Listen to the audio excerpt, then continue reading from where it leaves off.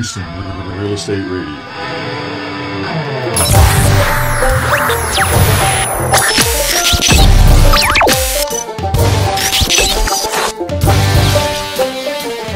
Thanks for tuning into AM 700 KSEV in the Houston area to learn more about real estate here on Houston Real Estate Radio. We're continuing our conversation with Mike Brubaker of Brubaker and Associates, and they do appraisals all over the Houston area. And as an appraiser, we wanted to get his opinion on some of the things going on in the market today, and some of the appraisal issues that we've been running into and seeing in the market. One of the things that I know some consumers are concerned with is where to stop in improvements. They don't know at what point they're over improving the property. What kind of guidance would you give consumers on, how to know what they need to upgrade versus when they've over improved? Yep, that's a fun question because I get an awful lot of phone calls from folks that here's what they want to do. They want to spend $500 and get a $50,000 gain. Not going to happen. Right. Brubaker, what can I do? Spend a little bit of money and hit a home run with it. And there really isn't many things you can do. Here's where you can make money. About the only place you can make money improving a property is if it's below, and you have to draw sort of an artificial line at median home prices for a neighborhood. If your property is inferior, and let's go median condition also. If your property is inferior to the median condition for the neighborhood, then you're going to get a dollar for dollar or better return on improving that property up to the median level.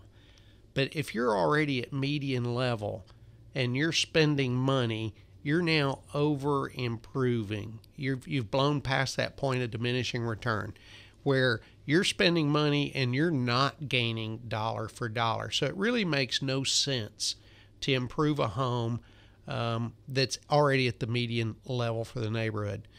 I had a neighbor across the street from me a while back. He was going to sell a house. He wanted me to look at the house because the realtor said, well, you ought to, it's an older home. The realtor said, well, you ought to put in granite countertops and do this and do that. And in my opinion, I differed from the realtor.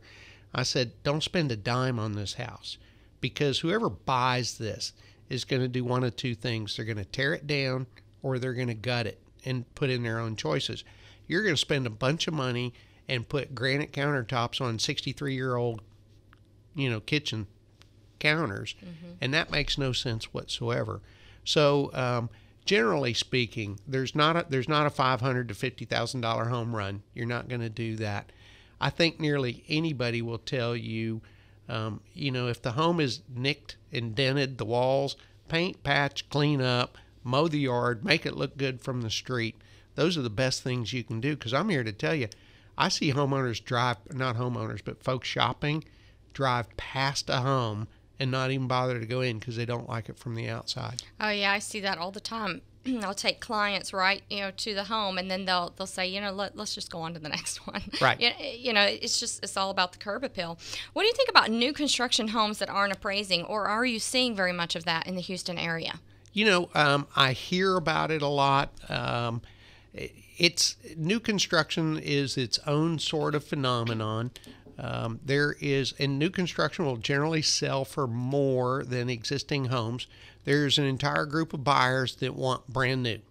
They don't want anybody else's germs, it's right. Brand new.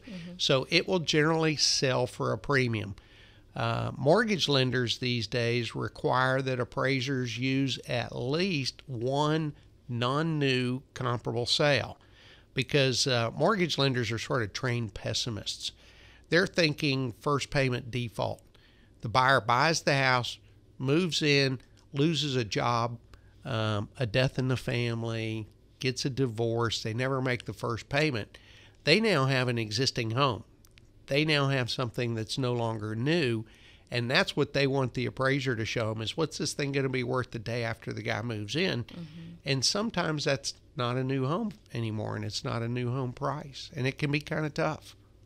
What about all of the green features? We've talked a lot on the show over the last few weeks about the green features and that buyers are adding to their homes, and also a lot of builders are incorporating in their build. Things from Tech Shield roof to putting in vinyl windows, lots of things you can do to really save on your power bills, really make the home more energy efficient, and even the appliances can be really energy efficient versus some of the existing appliances that are out there today.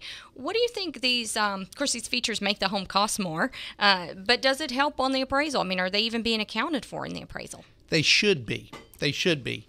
I started out, my background started out as an old hippie surfer, so I'm kind of by nature green, and then my training was as an architect.